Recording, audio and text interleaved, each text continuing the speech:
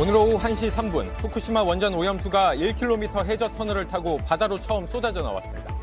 이렇게 오염수 파이프는 이미 열렸는데 우리 정부는 일본에 투명한 정보 공개를 촉구하겠다는 입장만 거듭 밝혔습니다. 저는 지금 후쿠시마 원전 바로 앞에 나와 있습니다. 네, 여기 보시면 귀환 곤란구역, 그러니까 여기서부터는 사람이 살면 안 되는 곳입니다. 후쿠시마 원전 오염수가 쏟아지기 시작한 앞바다부터 민간인이 갈 수 있는 최전선까지 오늘 뉴스룸은 후쿠시마 원전과 가장 가까운 곳에서 오염수 방류 첫날 상황을 전해드립니다. 후쿠시마 오염수 방류 이후 국내엔 적잖은 파장이 있을 걸로 보입니다. 오염수가 해류를 타고 언제 우리 해역에 오는지, 문제가 있는 일본 수산물들은 어떻게 걸러지는지 하나하나 설명해드립니다. 시청자 여러분, JTBC 뉴스룸을 시작하겠습니다. 이곳은 일본 후쿠시마입니다. 오늘 오후 1시 3분, 여기서 50여 킬로미터 떨어진 저쪽에 있는 일본 원전에서 일본 정부가 결국 오염수 방류 단추를 눌렀습니다. 이곳에서 이제 30년 동안은 적어도 오염수가 방류가 될 텐데 지금 제 뒤로 흐르는 이 바다가 그렇기 때문에 어제와는 완전히 다른 바다인 셈입니다. 오늘 하루에만 오염수 200톤이 방류됐습니다. 일본 정부가 스스로에게 가장 손쉬운 선택을 하면서 싫든 좋든 우리 모두가 오염수와 함께 살아가게 됐습니다. 이제 우리에게 가장 중요한 건 오염수가 우리 삶에 어떤 영향을 미칠지 지속적으로 관찰하고 또 검증하는 시스템입니다. 오늘 뉴스룸은 이곳 후쿠시마 현장과 또 서울 상암 스튜디오를 오가며 후쿠시마 오염수 방류 소식을 특집으로 전하겠습니다. 먼저 오늘 첫 소식 정재윤 기자가 보도합니다. 오후 1시 3분 도쿄전력이 오염수 방류를 시작했습니다. 앞서 직원들이 지시사항을 복창하며 오염수 펌프를 가동했습니다. 24時間連続で放出する予定でございます。 현재 약 134만 톤의 오염수가 저장돼 있는데 올림픽 경기용 수영장 500개에 달하는 양입니다. 일본은 오늘부터 최소 30년간 오염수를 계속 바다에 내보낼 계획입니다. 도쿄전력은 우선 17일간 7,800톤을 1차로 방류한다고 밝혔습니다. 일본은 안전성을 강조하지만 방사능 물질을 제거하는 설비, 즉 알프스를 거쳐도 삼중수소 등은 걸러지지 않습니다. 특히 알프스 설비가 고장나거나 다른 방사능 물질도 제대로 걸러지지 않을 수 있다는 우려도 이어지고 있습니다. 機器の故障あるいは何かトラブルがございましたら一旦立ち止まるという姿勢のもと中断するということになります。 국제원자력기구 IAEA 라파엘 그로시 사무총장은 성명을 통해 전문가들이 현장에서 국제사회 감시의 눈이 될 것이라고 했습니다. 하지만 일본의 오염수 방류로 이제 예전의 바다로 돌아가긴 힘들다는 목소리가 나옵니다. JTBC 정재윤입니다. 네, 오늘 오염수 방류가 시작된 그 원전 앞바다까지 저희 김연애 특파원이 배를 직접 빌려서 그 앞까지 가봤습니다. 방류 직전까지 있었는데 김연애 특파원 보도로 당시 상황 보시고 또 이거 현장에 불러서 이야기 나눠보겠습니다. 오전 일찍 취재진이 배에 오르기 전 해상보안청 관계자가 일일이 물품을 확인합니다. 테러 위험을 이유로 원전 앞바다로 나가는 선박을 일일이 점검하는데 평소와 달리 더 오래 걸립니다. 배를 탄 지 2시간이 지나자 오염수 탱크가 한눈에 보이기 시작합니다. 저는 지금 후쿠시마 원전 바로 앞에 나와 있습니다. 원전 5호기와 6호기 앞에서 1km 떨어진 곳에서 오염수 방류가 시작될 예정입니다. 도쿄전력의 허가 없인 더 가까이 갈 수 없습니다. 1kmもないんですか? 300m. 300m. 방류 지점에 가까워지자 경계는 더 삼엄합니다. 현지 언론이 표시 안쪽으로 들어가자 해상보안청 순시선이 나가라고 경고합니다. 지금 10시가 조금 안 된 시각인데 몇 시간 뒤면 이곳에서 오염수 방류가 시작됩니다. 삼중수소는 알프스 설비로 걸러지지 않아 바닷물로 희석돼 방류됩니다. 배가 원전 앞바다에서 끌어올린 물을 한번 저희가 담아보겠습니다. 이 바닷물은 이제 후쿠시마 앞바다에서 다시 뜰 수 없는 물이 됐습니다. 바다를 둘러본 선장도 착잡함을 감추지 않았습니다. これに対して本当に国は責任を取れるのか、東電さんは責任を本当に漁民に対して取れるのか、それだけじゃなくて、これははっきり言って世界の海です。日本だけの海じゃありません。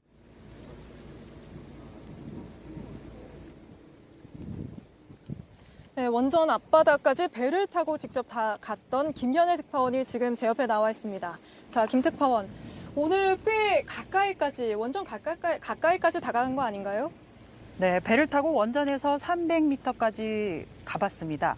근데 저희가 취재진이 배를 타기 전에 일본 해경이 나와서 저희 팀의 촬영 장비를 꼼꼼하게 검사하기도 했는데요. 알고 보니 해경은 물론이고 도쿄전력에까지 JTBC 취재진이 원전 앞바다에 취재를 나간다, 이런 사실이 통보됐습니다. 일본이 오염수 방류에 대한 한국 언론의 취재에 대해 얼마나 민감한지를 보여주는 대목이기도 합니다. 사실 김연애 특파원이 원래는 그 방류하는 모습까지 다 지켜보려고 했는데 워낙 파도가 거세게 치는 바람에 돌아올 수밖에 없었잖아요. 그런데 그 정도로 파도가 쳐도 그게 오염수 방류에는 전혀 영향이 없으니까, 왜냐하면 일본은 이제까지는 뭐 기상 상황을 보고 방류 시점을 정하겠다 이러지 않았나요? 네, 후쿠시마 앞바다는 태평양과 맞닿아 있어서 파도가 좋은 곳으로 유명합니다. 그래서 파도 타기를 즐겨하는 서퍼들이 많이 찾는 곳이기도 한데요. 오늘 오염수가 방류된 1시 이후엔 파고가 무려 7에서 9m에 달할 거라는 해경의 통보가 있었습니다. 그럼에도 불구하고 일본 정부가 기상 조건이 좋아서 방류를 시작했다고 하는 걸 보면 이렇게 높은 파고가 오염수 방류엔 영향을 미치지 않을 걸로 보입니다. 아, 그렇습니까? 김연애 특파원이 사실 이거 후쿠시마 곳곳을 누비면서 굉장히 오랫동안 취재를 하고 있잖아요. 마지막으로 하나만 좀 묻고 싶은데, 김연애 특파원이 가장 많이 들은 말 한마디를 꼽자면 어떤 겁니까? 네, 가장 많이 들은 건 방류를 밀어붙인 일본 정부에 대한 원망이었습니다. 아시다시피 후쿠시마는 12년 전에 동일본 대참사를 겪은 곳이기도 하잖아요. 예. 그러다 보니 이번 오염수 방류로 이곳 주민들은 또 한 번의 비극을 맞는 게 아니냐, 이런 얘기를 하고 있었습니다. 네, 알겠습니다. 김연애 특파원 계속 후쿠시마에서 취재할 텐데 안전하게 하시길 바라고요. 오늘 이야기 여기까지 나눠보겠습니다. 네, 조금 전 김 특파원이 전해드린 것처럼 오염수 방류의 뿌리는 12년 전 동일본 대지진입니다. 지진으로 어떻게 원전이 폭발됐고 또 원전이 폭발돼서 어떻게 오염수가 흘러나와서 쌓였는지 그 12년 동안의 시간은 백민경 기자가 빠르게 되짚어보겠습니다. 2011년 3월 동일본 대지진으로 15m 높이의 쓰나미가 후쿠시마 일대를 덮쳤습니다. 원자력 발전소 곳곳이 침수되고 전기가 끊겨 냉각수 공급이 중단됐습니다. 원자로 온도가 치솟고 급기야 원전 3기가 폭발했습니다. 폭발한 원전에서 오염수가 흘러나오고 분유에서 세슘이 검출되는 등 사회 불안은 가중됐습니다. 하지만 일본은 2013년부터 해양 방류를 언급하기 시작합니다. 必要であれば基準値以下のものは海に出すことも検討しなければならないかもしれません。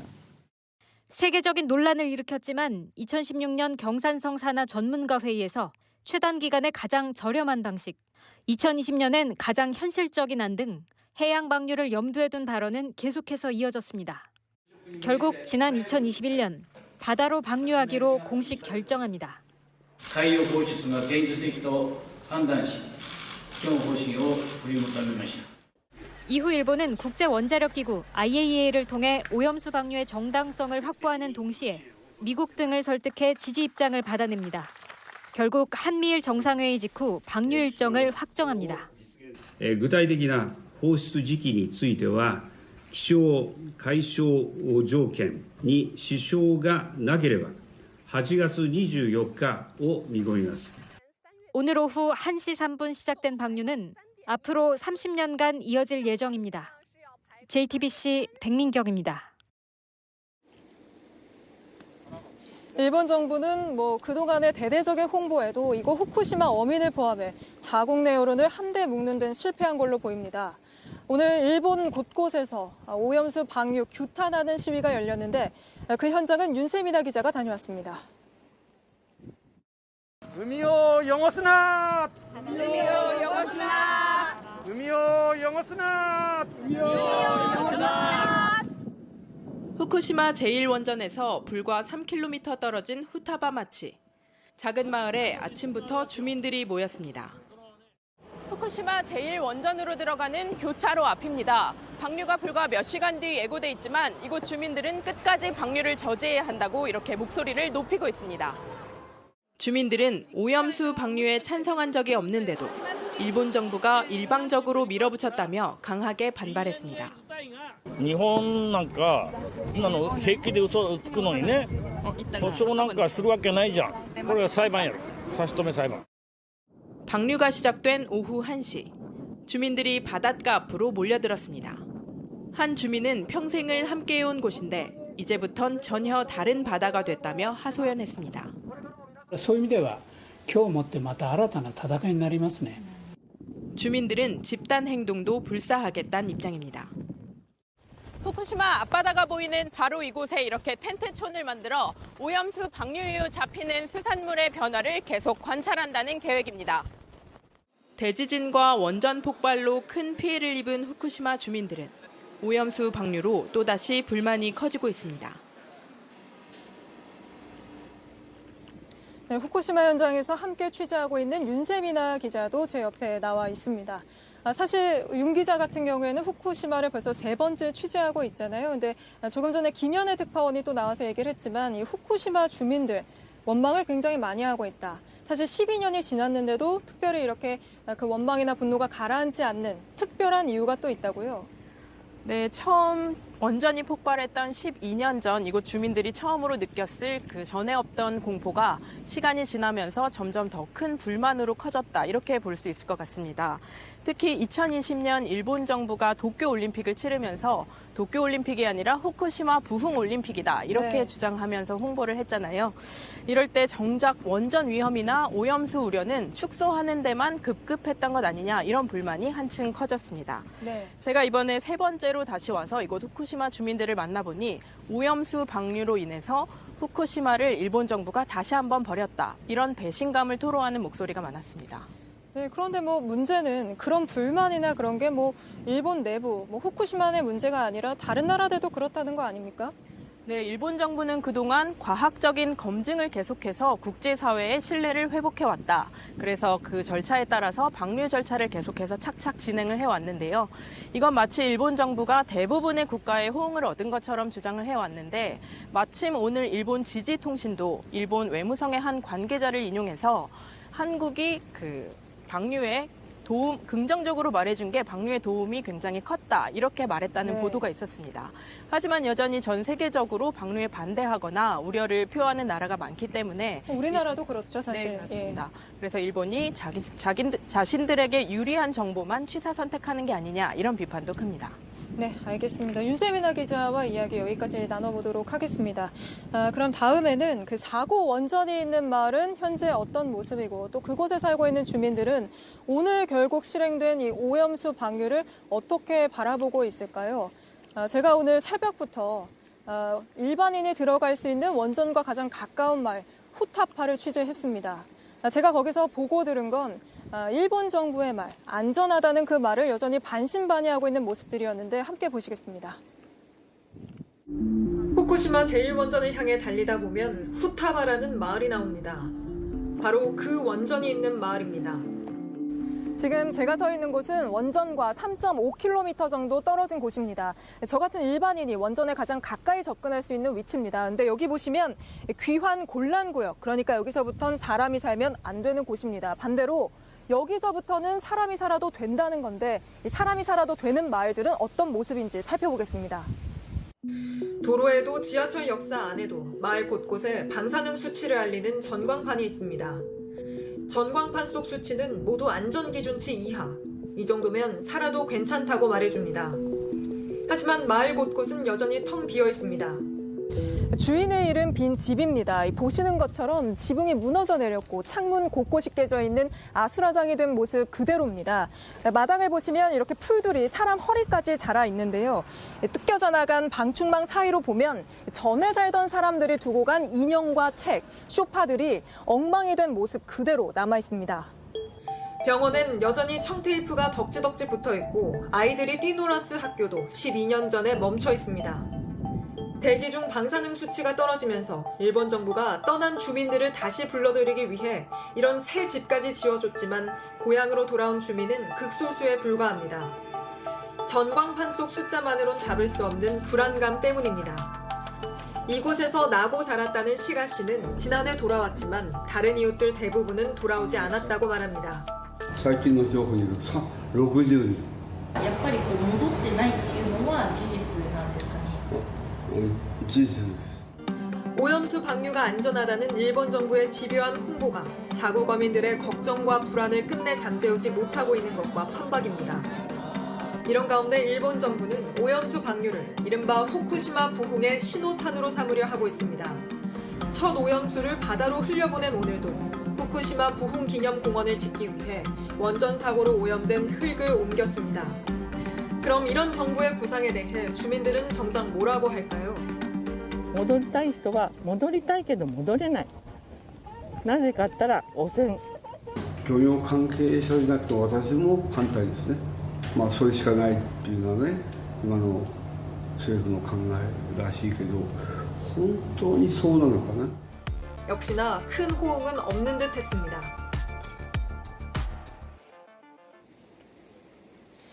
당연한 얘기지만 오늘 우리나라에서도 오염수 방류를 반대하는 목소리가 전국 곳곳에서 터져나왔습니다. 지금 이 흘러가는 바다에는 오염수도 함께 흘러가고 있습니다. 이게 우리 삶을 어떻게 바꿔놓을지 서울 상암 스튜디오 연결해 자세히 알아보겠습니다. 네, 서울 상암 스튜디오입니다. 일본이 방류 단추를 누른 직후 우리 정부가 발표한 대국민 담화문 들어보시죠. 앞으로 30여 년간 계속될 방류 과정에서도 투명하고 책임감 있게 정보를 공개하기를 기대하고 촉구합니다. 이 담화문에는 오염수 방류가 없었다면 가장 좋았겠지만 이란 표현도 있었는데 총리가 실제 발표할 때는 빠져 배경이 뭐냐는 논란도 일었습니다. 대신 정부는 우리 전문가를 2주마다 현지에 보내 확인하고 일본 수산물 수입 규제도 유지한다는 우리 측 대응 조치를 강조했습니다. 그래도 수산업계는 벌써부터 피해를 호소하고 방류 자체를 막았어야 했다는 목소리가 오늘도 터져나왔습니다. 지금부터는 오염수가 우리 일상에 미칠 과학적, 경제적 영향 심층적으로 짚어드립니다. 먼저 오염수가 언제 우리 해역으로 흘러들어올지 조보경 기자가 가상현실로 설명해드립니다. 오염수 방류의 첫 절차는 쉽게 말하면 필터인데 알프스로 불리는 다핵종 제거 설비를 거치는 겁니다. 여기서 삼중수소 외에 방사성 물질들이 제거되면 탱크로 보내집니다. 이후 방사성 물질들이 기준치 이하인지 확인을 하고요. 이때 기준치를 넘으면 다시 알프스로 보내서 기준치에 맞을 때까지 재처리를 해야 합니다. 그런데 알프스로 걸러지지 않는 게 있죠. 바로 삼중수소인데요. 이건 바닷물을 끌어와서 희석시키는 게 현재로선 최선입니다. 이렇게 희석된 오염수를 해저 터널을 통해 1km 떨어진 지점까지 흘려보낸 뒤에 수문을 엽니다. 앞에 보이는 이 경로, 이게 일본 정부가 하는 오염수 방류 절차입니다. 이렇게 쌓인 오염수는 134만 톤이 넘습니다. 이걸 계획대로 하루 최대 500톤씩 방류해도 최소 30년이 걸립니다. 최대 관심사는 이렇게 방류된 오염수가 돌고 돌아 언제 한반도 해역에 오느냐일 텐데요. 북태평양 해류를 타고 미국 서부 해안을 돌고 북적도 해류와 쿠로시오 해류를 타고 동남아시아 쪽에서 제주 방향으로 올라오는 경로로 우리나라에 유입될 걸로 보입니다. 결국 태평양에 퍼지면서 한 바퀴 돈 뒤에 우리나라로 오는 겁니다. 그럼 이 시간은 얼마나 걸릴까요? 정부는 4, 5년쯤 뒤에 본격 유입될 걸로 본다고 밝혔는데 저희가 취재한 여러 민간 전문가들의 견해도 비슷했습니다. 앞서 말씀드린 알프스, 여기서 세슘 등이 잘 걸러지고 4, 5년에 걸쳐 돌아 들어온다면 우리 해역에 유입되는 건 삼중수소일 거란 전망입니다. 일단 정부와 학계는 이 삼중수소의 영향도 크지는 않을 걸로 보고 있는데요. 한국원자력연구원 등이 시뮬레이션을 해보니까 10년 후를 보면 삼중수소는 우리 해역 평균 농도의 약 100만 분의 1 수준이라는 겁니다. 물론 대전제는 일본이 만들고 IAEA가 검증했다는 방류 절차와 계획이 철저히 이행되고 설비 고장 등 다른 변수도 잘 통제돼야 한다는 것입니다. JTBC 조보경입니다. 일본이 오염수를 바다에 흘려보내기로 결정한 탓에 우리나라를 비롯한 주변 국가들은 경제적, 사회적 비용을 고스란히 떠안게 됐습니다. 언제까지 얼마의 비용을 지불해야 하는지 예상하기도 어렵습니다. 박소연 기자입니다. 정부는 방류 당일에도 해양 방사능에 대한 모니터링을 강조했습니다. 태평양 도서국 인근 해역 10개 정점에 대한 모니터링 시스템도 내년까지 완성할 계획입니다. 그런데 이 검사에 들어갈 비용이 얼마가 될지 정부는 아직 계산조차 하지 못하고 있습니다. 여기에 수산물을 마음 놓고 먹을 수 있도록 검역을 확대하는데 이 비용도 우리 정부의 몫입니다. 이뿐만이 아닙니다. 피해를 입은 어민에 대한 각종 지원 예산도 마련해야 합니다. 약 2천억 원 정도를 우리 어민들의 지원 방안에 쓰도록 하겠습니다. 역대 최대 규모로 편성된 수산물 소비 활성화 예산 640억 원에 추가 예비비 집행도 검토하고 있습니다. 이렇게 정부가 지출해야 할 비용은 눈덩이처럼 불어나고 있습니다. 문제는 여기서 끝나지 않습니다. 일본 정부는 4년 전 오염수를 바다에 버리면 91개월, 약 7년 반이 걸린다고 했습니다. 하지만 지금은 그 기간이 최소 30년으로 늘어났습니다. 오염수가 폐로가 이루어질 때까지 계속 만들어질 것이기 때문에 지금 방류되는 오염수는 끝이 아니라 시작인 셈입니다.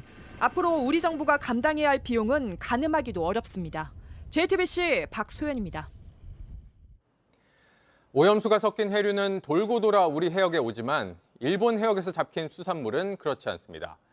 그래서 중요한 게 제대로 된 검사 시스템인데 일본 수산물이 우리 밥상에 오르기까지 지금은 어떤 절차를 밟고 있고 어떤 절차가 더 보강돼야 할지 유한울 기자가 짚어드립니다.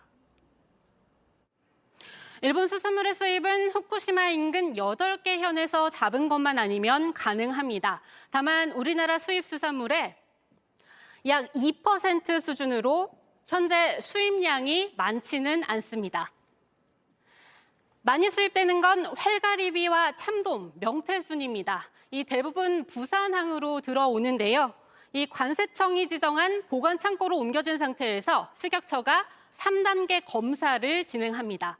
먼저 정말 8개 현에서 온 게 아닌지 이 일본 당국이 발급한 생산지 증명서를 확인하고요. 의심스러울 때는 일본 대사관을 통해 다시 확인 절차를 밟습니다. 그 다음에는 보관 창고에서 식약처 검사관이 무작위로 이 수산물 상태와 혹시 다른 수산물과 섞여 들어오지는 않았는지를 살핍니다.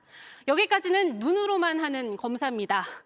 그런 뒤 이 검체를 시험 분석센터로 보내면 여기서 이 가장 중요한 방사능 정밀 검사를 합니다. 수산물을 곱게 갈아서 기기에 넣고 만초, 그러니까 3시간 정도 방사능 물질을 측정하는 건데요. 여기서 미량의 방사능이 검출되면 일본에 검사 성적서를 추가로 요구하면서 사실상 모두 돌려보내게 되는 겁니다. 이 절차를 모두 통과해야만 수산물이 국내 유통시장에 풀리게 됩니다. 이 업계에 따르면요, 시장에 풀린 일본 수산물은 이 수산물 소매 시장보다는 이 주로 도매상을 통해서 음식점에 판매된다고 합니다. 그러니까 이 일본산 수산물을 피하고 싶다면 주로 외식할 때 원산지를 확인해 보실 필요가 있습니다. 그리고 정부 차원에서는 더 많은 방사능 표본 조사가 가능하도록 민관 연구소 모두의 검사 역량을 더 키우는 길을 찾아야겠습니다. JTBC 유한울입니다. 네, 들으신 것처럼 원산지를 꼼꼼히 살피더라도 이게 거짓으로 표기됐다면 소비자 입장에선 속수무책입니다. 일본산 수산물을 국내산으로 속이거나 아예 표시하지 않는 경우도 여전히 있었습니다. 이혜원 기자가 취재했습니다. 고등어와 갈치 같은 생선을 파는 한 가게입니다. 이렇게 수산물 종류별로 원산지가 어디인지 적어서 붙여놨습니다. 믿고 살 수 있게 원산지를 공개하지만 소비자의 불안까지 막지 못했습니다. 우리나라 거 아무래도 더 땡기고 그거를 믿고 사야 되는데 못 믿겠는 거야. 실제 정부의 단속망을 피해 원산지를 속이는 경우가 여전히 있는 걸로 드러났습니다. 해양수산부가 최근 2달간 일본산 수산물을 유통하는 업체의 원산지 표기 여부를 조사한 결과 158곳을 적발했습니다. 원산지를 아예 표시하지 않았거나 국내산이라는 등 거짓으로 적은 겁니다. 적발이 많이 된 품목은 참돔, 가리비, 멍게 등이었습니다. 이에 해수부는 지난달 초 수산물 안전 관리를 더 강화하겠다고 했습니다. 전례 없는 수준의 고강도 원산지 점검을 100일간 실시할 계획입니다. 다만 구체적인 시점은 밝히지 않았는데 현재까지도 일본산 수산물에 대한 원산지 특별 점검을 하지 않았습니다. 해수부 관계자는 일본의 방류 상황에 맞춰 시점을 조율해왔다며 조만간 실시할 예정이라고 해명했습니다. JTBC 이혜원입니다. 방사능을 측정하는 간이 측정기 판매도 평소보다 3배 늘었다고 합니다. 손님 안심시키려고 매일 간이 측정기 수치를 인증하는 식당도 있고 일반 가정에서도 많이 찾는다고 합니다. 정희윤 기자가 취재했습니다. 횟집 주인 이진규 씨의 요즘 아침 일과입니다. 전날 밤 들어온 수산물을 휴대용 검사기로 재서 방사능이 기준치보다 훨씬 낮다는 걸 이렇게 매일 소셜미디어에 올리는 겁니다. 3달 전부터 구매하게 됐고요. 많이 걱정을 하셔가지고 저희들이 안심을 시키기 위해서 매일매일 측정을 해서 저희들이 벤즈에 공지하고 있어서. 방사능 측정기 제조업체 측은 갑자기 밀려드는 주문에 분주한 모습입니다. 어제 발표가 나니까 또 한 3-4배가 또 가정집도 저희 온라인 판매량 이런 거는 굉장히 많이 늘어서 작년에 비해서 한 5배 정도 늘었다고 보시면 될 것 같습니다. 백화점이나 마트에서도 간이 측정기로 수시로 검사를 하고 있습니다. 간이 측정기로는 부족하다고 보고 아예 수천만 원짜리 핵종 분석기를 들여온 곳도 있습니다. 수산물을 손질해 아이들 급식에 납품하는 수산업체 대표는 아예 실험실을 마련했습니다. 우리 아이들한테 방사능에 대해서만큼은 안전하게 저희가 보장을 하기 위해서 1일 2건씩 지금 실험을 하고 있습니다.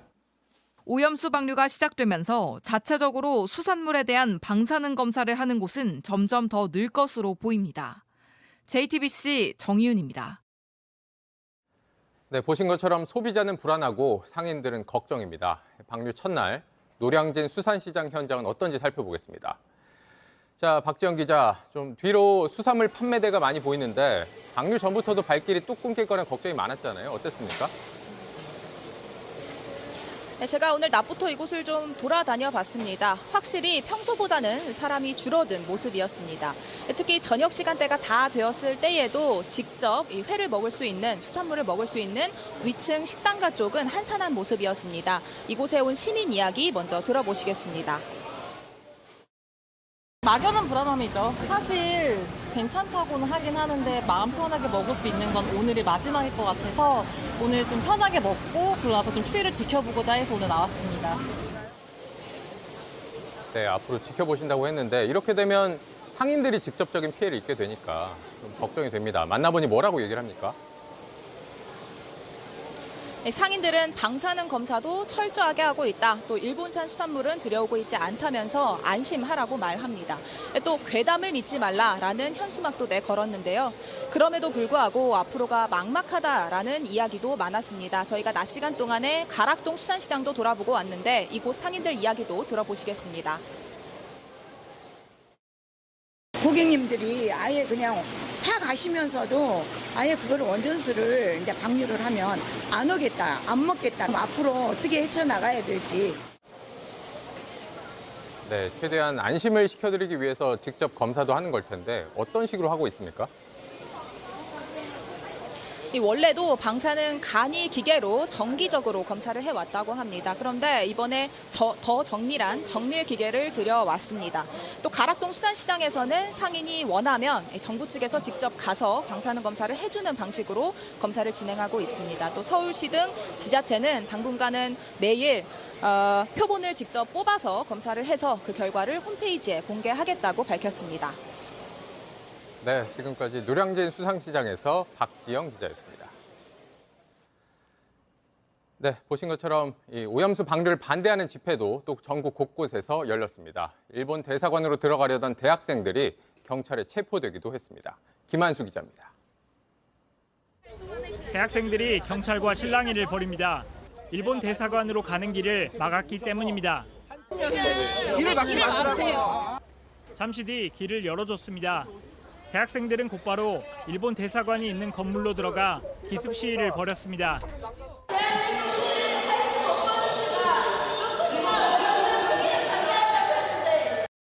경찰이 대학생들을 끌어내면서 충돌이 일어났습니다.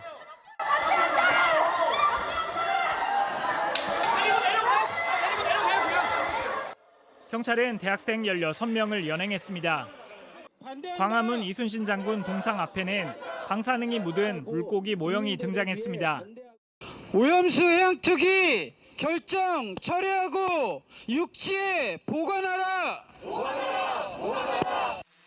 부산 앞바다 백사장은 방사능 마크로 뒤덮였습니다.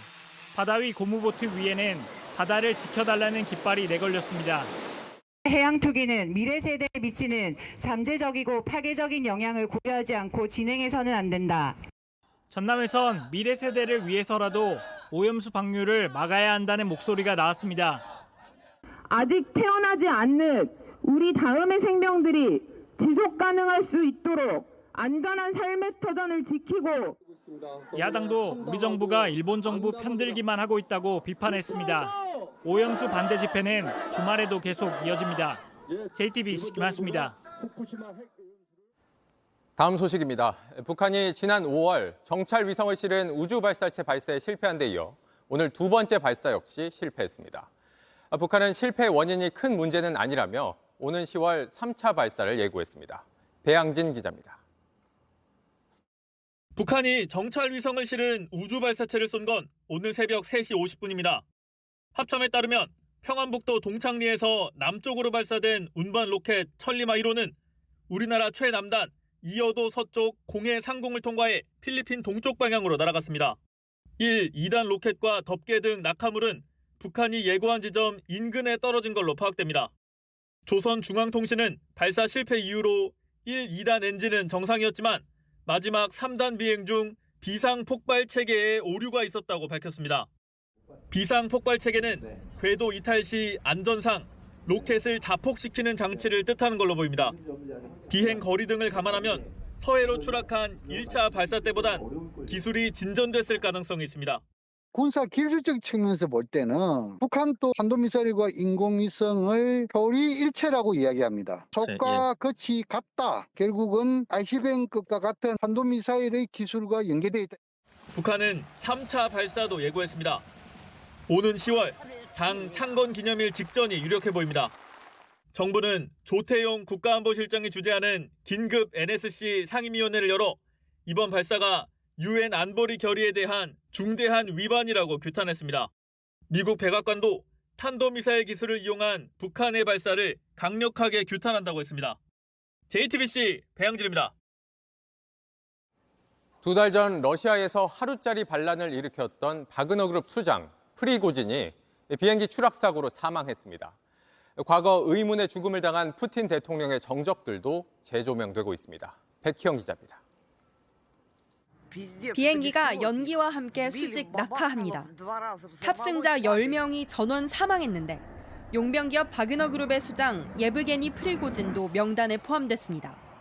이 비행기엔 바그너 공동 설립자 드미트리 우트킨도 있던 것으로 알려졌습니다. Я не знаю, как подобрать эти слова, которые сейчас есть, да, то, что мы потеряли нашего командира, двоих командиров наших мы потеряли. 비행기 추락 원인을 두고 해석이 분분한 가운데 프리고진이 2달 전 일으킨 하루짜리 반란이 푸틴의 영린을 건드렸다는 분석이 지배적입니다. 크렘린궁의 각종 연회를 도맡으며 푸틴의 요리사로 불렸던 프리고진은 무장 반란 당시 모스크바 코앞까지 진격하며 반역자로 낙인 찍혔습니다. 과거 푸틴의 정적들이 대부분 의문사한 점을 고려할 때 프리고진 역시 표적이 될 거란 관측은 이어졌습니다. 방사성 물질이 든 홍차를 마신 뒤 목숨을 잃거나 모스크바 한복판에서 총살당하는 경우도 있었는데 프리고진 사망으로 수년 전 푸틴의 인터뷰도 다시 회자되고 있습니다. Уметь прощать. Да. Но не все. А что невозможно простить? Предательство. 앞서 프리고진을 향해 나라면 음식을 조심하겠다고 언급한 조 바이든 미국 대통령은 놀랍지 않다는 반응을 내놨습니다. SNS를 중심으로 프리고진이 자작극을 벌였고 실제 살아있다는 음모론까지 제기되는 가운데 러시아 당국은 그가 사망한 게 맞다고 일축했습니다. JTBC 백희연입니다. 멸종 위기종 밍크 고래를 잡는 건 국제적으로 금지되어 있습니다. 이 고래를 조직적으로 사냥해 유통해온 일당이 붙잡혔습니다. 이은진 기자가 보도합니다. 멀리 어선 한 척이 바닷물을 가르며 속도를 냅니다. 뭔가를 쫓고 있습니다. 갑판 위에 선 남성들, 손에 작사를 들었습니다. 곧 다른 어선도 나타나더니 나란히 달리기 시작합니다. 이 두 어선 앞에 물거품이 보입니다. 고래입니다. 필사적으로 달아나지만 곧 지칩니다. 속도를 줄여 포위한 어선들, 고래 사냥에 성공했습니다. 몇 시간 뒤 포착한 어선은 허연 밍크고래 사체를 매달고 있습니다. 항공 촬영을 할 때 했던 그 현장 점검물, 선박 항적이라든지 전반적인 통해서 토역선 6척을 확인했습니다. 밍크고래는 한 마리에 1억 원가량에 팔 수 있습니다. 어민들은 바다의 로또라고 부릅니다. 어선 위엔 천막을 씌웠습니다. 이 아래에서 끌어올린 고래를 해체합니다.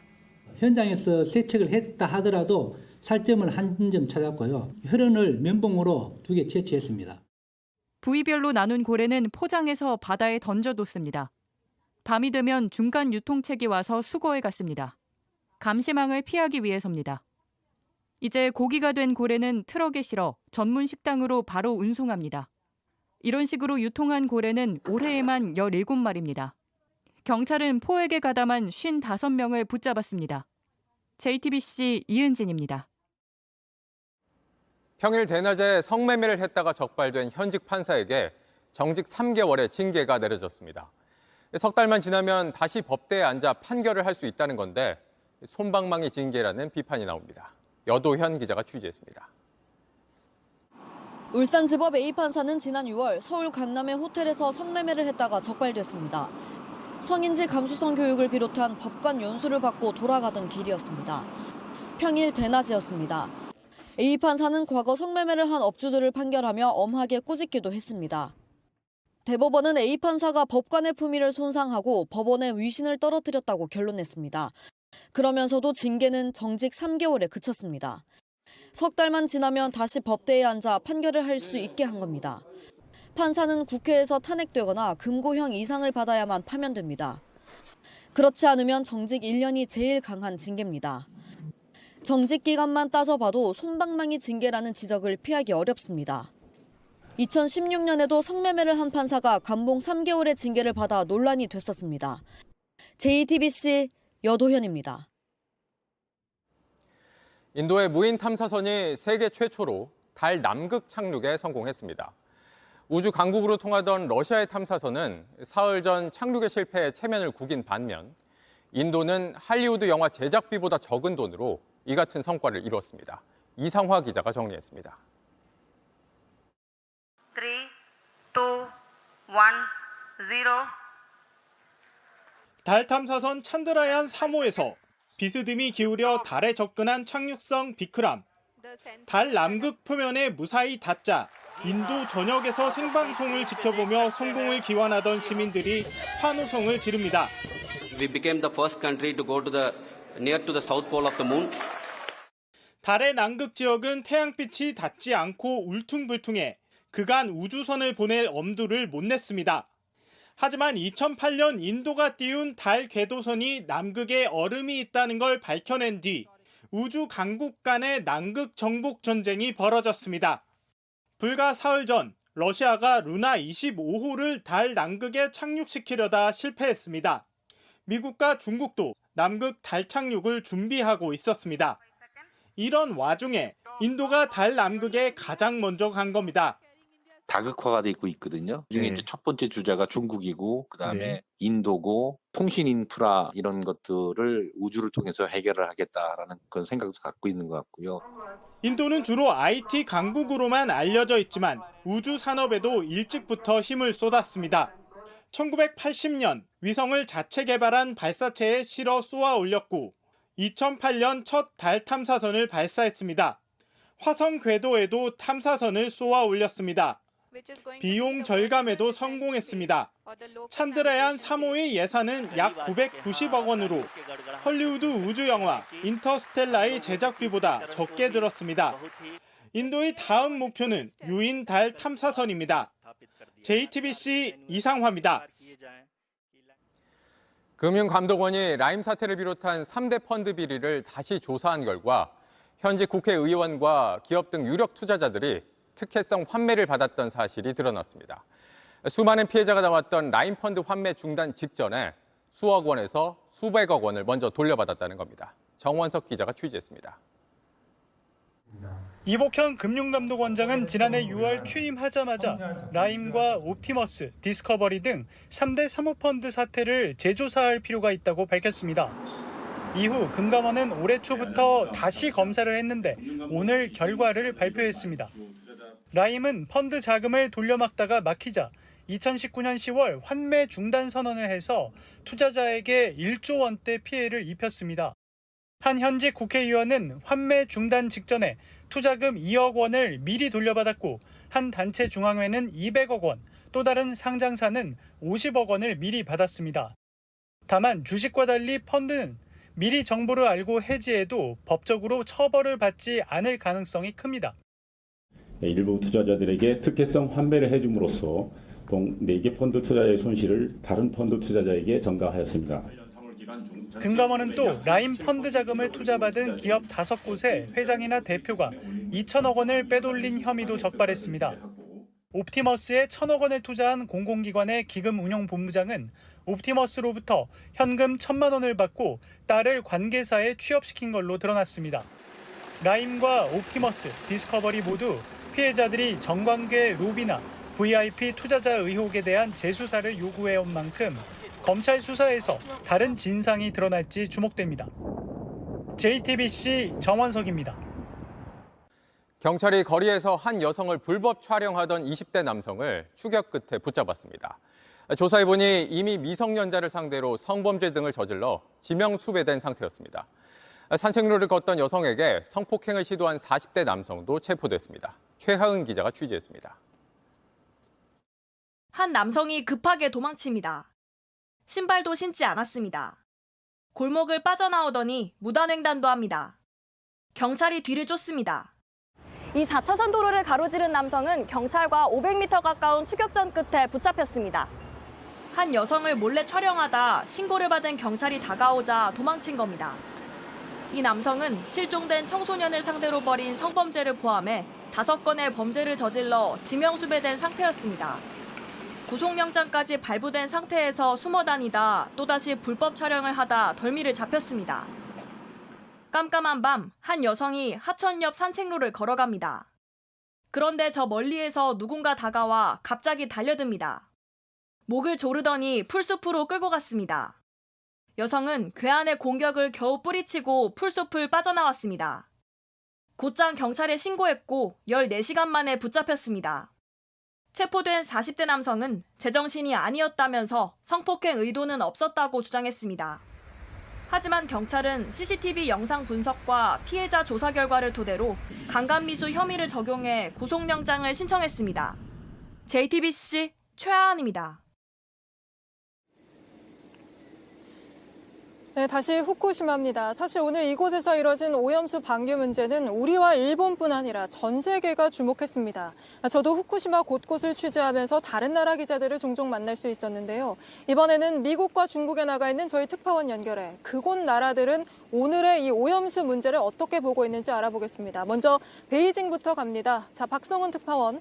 중국 같은 경우에는 가장 강하게 반발하고 있는 나라죠. 오늘 일본이 오염수를 방류하자마자 또다시 강력한 조치에 나섰다고요?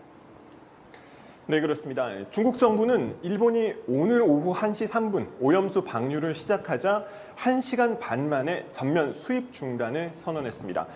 중국은 전 세계에서 일본 수산물을 가장 많이 수입하는 만큼 자국민의 건강을 지키기 위한 당연한 조치라는 입장입니다. 먼저 중국 외교부 반응 들어보시죠.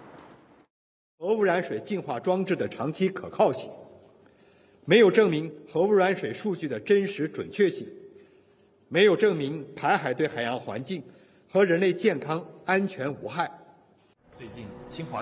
중국에선 오염수가 약 8개월 뒤에 중국 연안에 확산될 거라는 2년 전 칭화대 연구진의 시뮬레이션 결과가 다시 관심을 받는 등 불안감이 커지는 모습입니다. 네, 그런데 일본의 다른 주변 국가들도 사실 모두 반기지는 않는 분위기 아닙니까? 네, 대만은 1년 이내에 오염수가 대만 해협 부근에 도달할 것으로 전망하고 모니터링 강화에 착수했습니다. 러시아 역시 연해주로 들어오는 일본 수산물에 대한 위생 검역과 유통 통제에 나선 상태입니다. 이 태평양 섬나라 18개국은 국제원자력기구 IAEA의 검증 결과를 존중한다는 입장이지만 불안감이 완전히 가시지 않았다는 반응이 나오고 있습니다. 지금까지 베이징에서 JTBC 박성훈입니다. 네, 이번엔 바로 미국으로 가보겠습니다. 워싱턴 김필규 특파원 불러보죠. 자, 김 특파원, 이번 방류 문제 관련해서 미국 정부에서 입장을 내놓은 게 있습니까? 예, 방류는 이곳 시간으로 자정쯤 이루어졌기 때문에 아직 공식 반응은 없습니다. 다만 어제 저희 JTBC가 국무부에 이번 방류에 대한 입장을 물었는데요. 우리는 일본의 계획이 국제 표준에 부합하고 안전하다는 점에 만족한다. 일본이 지역 파트너들과 협의해 투명하게 절차를 진행했다고 답했습니다. 한편 람 이메뉴얼 주일 미국 대사는 언론 인터뷰에서요. 이달 말 후쿠시마를 방문해 직접 생선을 사 먹겠다는 계획도 밝혔습니다. 앞서 지난 18일이었죠. 캠프 데이비드에서 기시다 총리는 바이든 대통령에게 미국이 지지를 해줘서 감사한다고 밝힌 걸로 전해졌는데요. 결국 전 세계가 지켜본 이 회담이 동맹의 승인을 받은 자리가 됐다는 분석도 그래서 나오고 있습니다. 네, 사실 미국 같은 경우에는 일본의 결정을 이제까지 계속 지지해오는 입장이지 않았습니까? 그걸 좀 재확인한 셈이군요. 그런데 그 미국 정부의 입장과 실제 미국 사회 분위기가 일치합니까?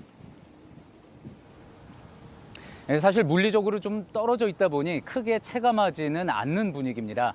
다만 뉴욕타임스는 오염수 방류 문제가 인근 국가의 정치적인 긴장을 가져왔다면서요. 특히 한국은 일본 노력을 지지하는 대통령과 또 인간에 대한 위협이라는 야당이 맞서고 있다고 보도했습니다. 워싱턴 포스트는 기시다 총리가 9월부터 있는 선거 일정 탓에 방류를 서둘렀다는 분석도 전했습니다. 지금까지 워싱턴에서 JTBC 김필규입니다. 우리 어민들 그리고 수산업계가 겪어야 할 고통은 안타깝지만 어쩌면 이제부터 시작일 수 있습니다. 그리고 그게 얼마나 갈지도 사실 불투명합니다. 그래서 업계는 정부에 직접적인 지원책을 요구하고 있지만 일단 정부는 소비를 촉진하는 캠페인에 집중하고 있습니다. 강나현 기자입니다. 새벽에 부지런히 가져다 놓은 수산물은 한낮이 지나도록 찾는 이가 없습니다.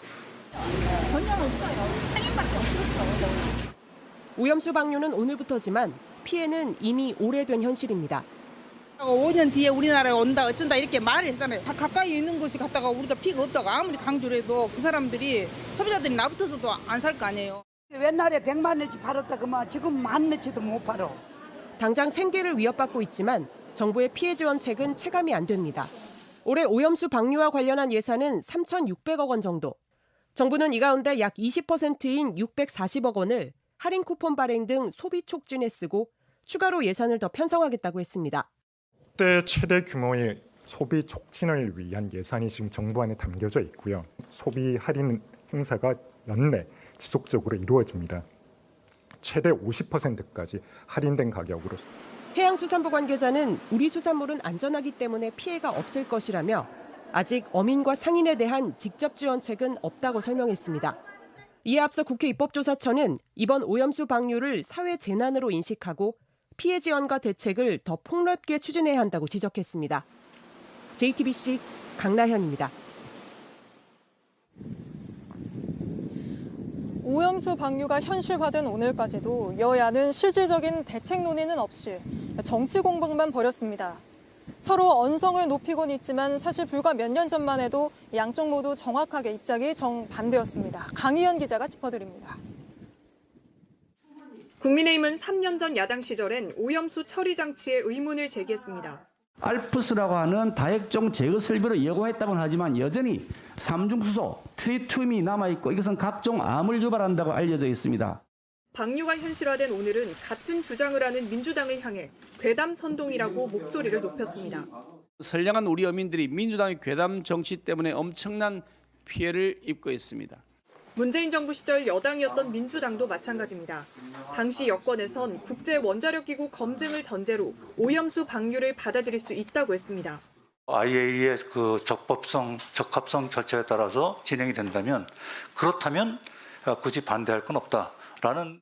하지만 오늘은 반드시 막아야 한다고 했습니다. 일본의 무도한 환경 파괴 범죄에 힘을 다해 끝까지 싸워야 하겠습니다.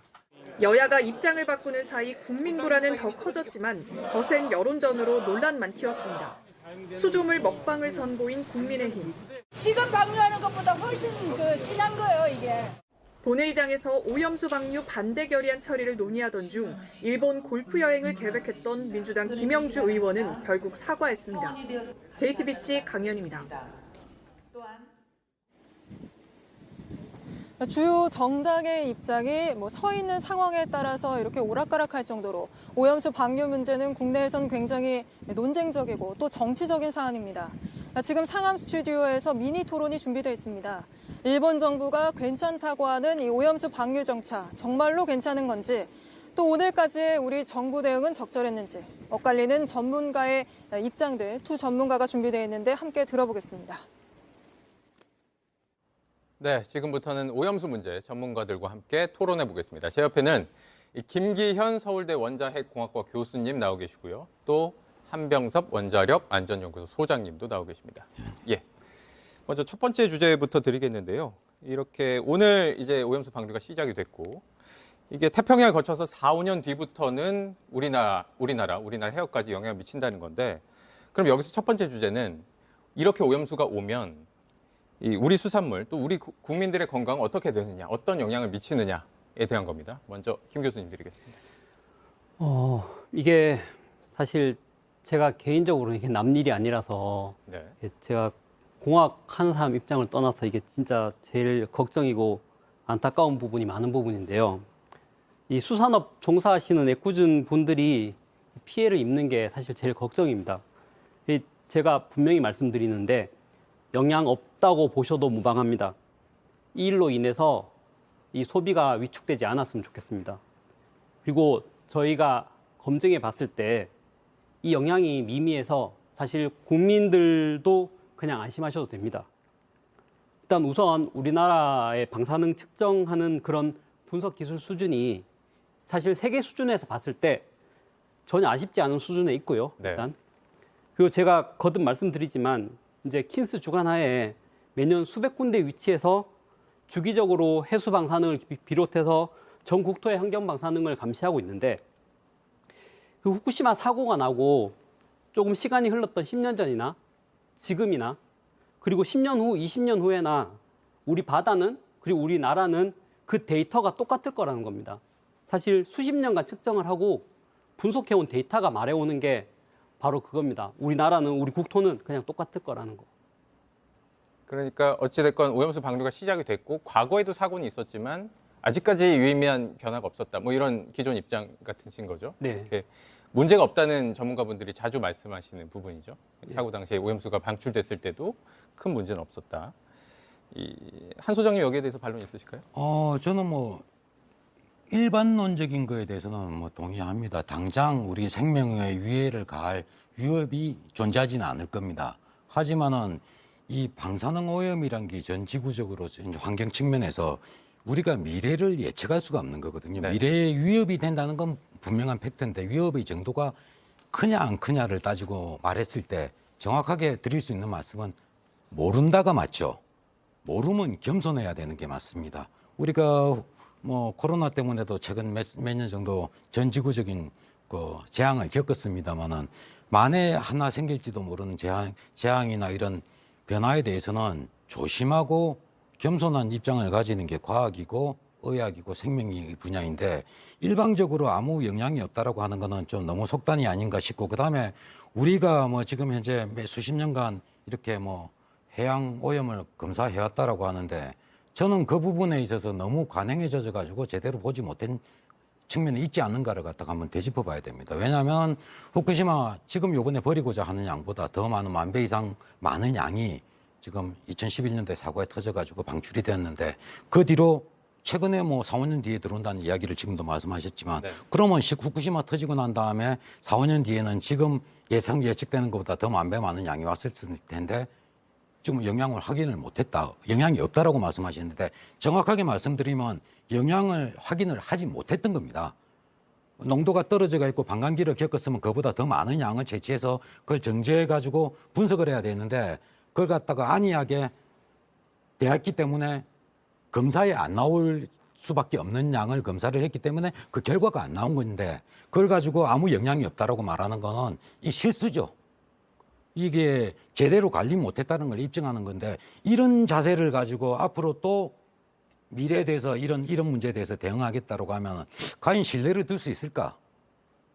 그 문제에 대해서 좀 걱정이 많이 됩니다. 네. 또 한 가지 또 토론 주제로 드릴 것은 어찌됐건 앞서 리포트에서도 확인을 했지만 이게 일본이 바다 방류를 택하는 바람에 이게 뭐 다른 방법도 택할 수 있다는 거였잖아요. 뭐 고체화를 한다든지 좀 더 오래 보관하는 방법도 택할 수 있었는데 굳이 바다로 방류하는 바람에 우리나라를 비롯한 주변국들이 가령 우리나라 같은 경우에는 뭐 모니터링도 해야 되고 어민들 피해도 있고 또 사회적 비용 같은 것들은 저희가 계산하기도 어렵고 그래서 굳이 우리가 이런 것들 비용과 부담을 떠안아야 했느냐 이런 부분에 있어서는 정부가 방류를 막거나 아니면 좀 늦췄어야 하는 것 아니냐 이런 지적이 있는 게 사실입니다. 여기에 대해서는 두 분 어떤 생각이실지 먼저 한 소장 드릴까요? 저는 이제 기술이 상식적으로 설득이 안 되면 기술이 존재의 의미를 잃어버린다고 보고 있습니다. 물론 이제 뭐 상식도 도덕에 어긋나면 벌상식이 되는 거고 비도덕이 되는 건데 이 문제에 대해서는 굳이 지금 현재 이때까지는 이제 후쿠시마 오염수 방류라는 문제를 가지고 너무 지금 오랜 세월 동안 이렇게 논의가 많았는데 과연 진짜 중요한 게 무엇이냐? 지금 오염수라는 것은 이미 걷어들인 물이거든요. 이거는 그냥 쌓아놓기만 하면은 방류 위험성도 없는 거고 그 조금 있다가 처리해도 되는 문제가 있습니다. 네. 그 이전에 본질적인 문제는 일본이 뭐 예전에 사고 터졌을 때 방사능 나간 거는 이제 불가항력적이라 하더라도 지금 현재 일본이 오염수 그러니까 지하수에 닿아가지고 끊임없이 오염수가 생산되고 그중에 일부는 유출이 되고 네, 소장님 조금만 짧게 부탁드리겠습니다. 네, 그런 거에 대한 통제를 못 하고 있는데 그런 부분에 대해서 일본에 대해서 이게 방류의 문제가 아니고 과연 원자로를 제대로 통제하고 있느냐를 가지고 우리가 의심을 가지고 그에 대한 답을 얻어내는 게 맞는 방향이라고 보고 있습니다. 교수님 1분 반론 드리겠습니다. 예, 저도 사실 이런 이슈들이 있어서 이게 진짜 한 발짝 물러서서 정말 이런저런 방법이랑 그 가능성들에 대해서 종합적으로 생각을 해봤는데요. 이 원자력 방사선은 뭔가 특별하다라는 그런 이슈를 그러니까 그런 편견을 약간만 내려놓으면 이 문제가 약간은 더 편안하게 보일 수 있다라고 생각을 합니다. 네. 기본적으로 가정용수든 산업용수든 끌어다 쓴 물은 사용할 곳에 사용을 하고 그다음에 환경에 영향이 미미할 정도로 정화를 해서 배출하는 것이 기본 루틴입니다. 어찌 보면은 예를 들어서 우리나라 남동공업단지에서 사용된 냉각수를 동해로 배출하는 거에 대해서 다른 나라들이 지켜보는 상황이고 그러면 우리가 너네들 사찰할 수 있게 해달라고 하는 상황이라서 그런 부분들이 조금 어렵다고 생각이 되고요. 사실 뭐 육상 저장 같은 경우는 네, 이 말씀까지만 듣겠습니다. 네, 알겠습니다. 좀 더 마지막 말씀까지 마무리해 주시면.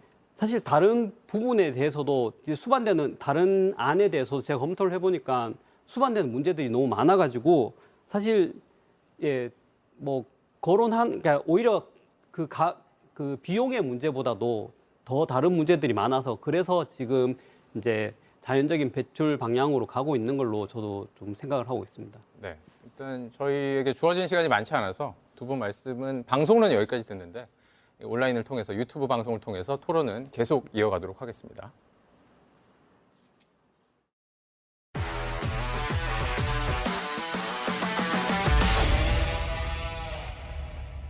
스포츠 뉴스입니다. 항저우 아시안게임이 이제 딱 30일 남았습니다. 진천에 있는 선수들도 막판 스퍼트를 끌어올리기 위해서 하루하루 치열하게 보내고 있는데요. 일본에 2위를 내준 지난 대회를 서륙하겠다는 다짐입니다. 최종혁 기자가 선수촌에 다녀왔습니다. 사라졌던 산악 훈련이 부활했습니다. 자율에 맡겼던 새벽 운동은 이젠 의무입니다. 하루에 5시간 통신도 끊깁니다. 산악 훈련을 다시 한번 재부활해서 태릉 선수촌에서 우리 선수들이 겪었던 그런 뜨거운 마음 또 그리고 메달을 향하는 그런 집념들을 좀 다시 한번 만들어 보려고 노력을 했고요. 그 12시부터 오전 5시까지 와이파이를 좀 끊었습니다. 선수촌 규율이 투박해진 건 그만큼 절박해서입니다. 2018년 자카르타 아시안게임에서 우리 대표팀은 부진했다는 평가를 받았습니다. 일본에 종합 2위를 내줬고 1982년 이후 처음으로 금메달이 50개 아래였습니다. 이번엔 육상 우상혁과 황선우를 비롯한 수영 황금 세대를 앞세워 기초 종목부터 일본을 압도할 계획입니다.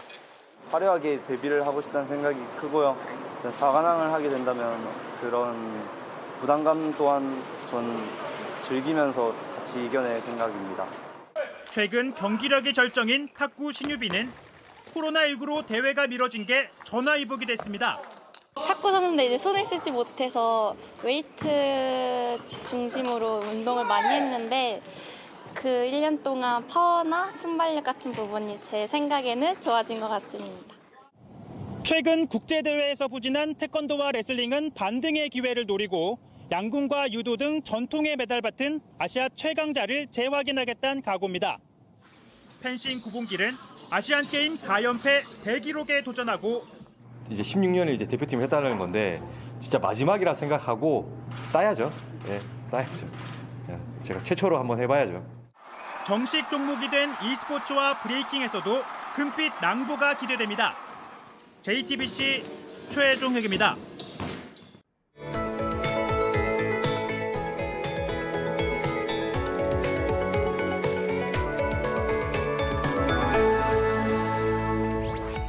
오늘은 남부를 중심으로 비가 집중되면서 남부 곳곳에 호우주의보가 내려졌습니다.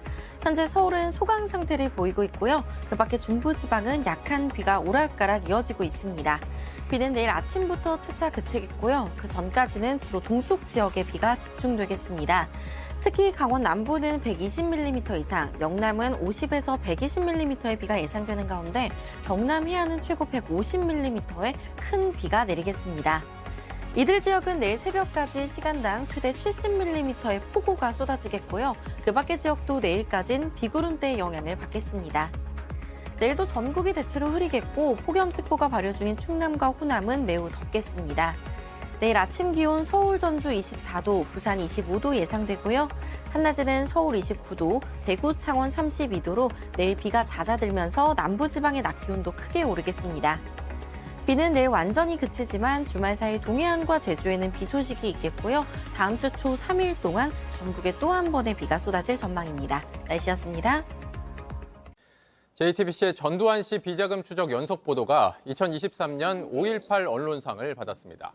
900억 원 추징금을 내지 않은 전 씨 일가가 1조 원대 부동산 사업을 벌인 사실을 확인하고 자금 흐름을 추적한 점이 인정받았습니다.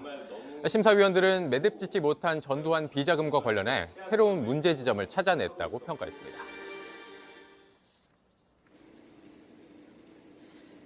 네, 오늘 뉴스룸은 후쿠시마 방류, 오염수 방류 현장에서 전해드렸습니다.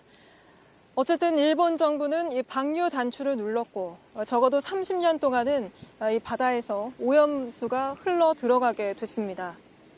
현실이 된 이 방류 앞에서 적어도 첫날에 오늘 작동됐던 이 감시 시스템만큼은 느슨해지는 일이 없도록 한국 정부와 국제사회가 철저히 감시해야겠습니다.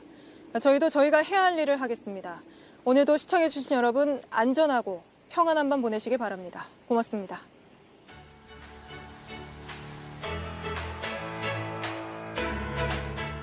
안녕하세요. 뉴스룸 앵커 한민용입니다. 오늘도 JTBC 뉴스룸을 시청해주신 여러분 고맙습니다. 오늘 저녁에도 뉴스의 현장에서 찾아뵙겠습니다.